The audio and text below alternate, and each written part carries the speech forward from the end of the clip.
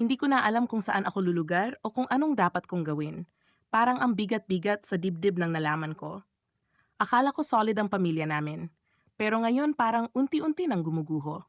May nalaman akong lihim ng mama ko. At ang mas masakit pa, yung lalaki na karelasyon niya ngayon ay matalik na kaibigan pa ni Papa. Malapit pa sa amin, halos parang pamilya na rin namin. Hindi ko alam kung paano nagumpisa. Pero ngayon, sobra na talaga. Nakakadiri na yung mga napapansin ko.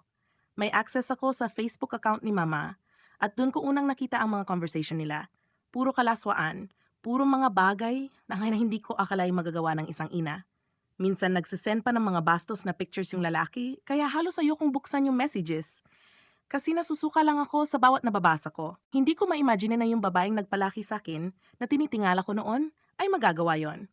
Pinakamasakit pa, hindi ito unang beses na may kabit yung lalaking yon. May asawa rin siyang niloko dati, kapitbahay pa namin. Kaya hindi ko na alam kung kanino ako magalit, sa mama ko ba o sa lalaking ginagamit siya. Sinubukan ko ng pigilan. Binlock ko na yung lalaki, ni-restrict ko lahat ng account niya, pero gumagawa pa rin siya ng bago para makausap si mama.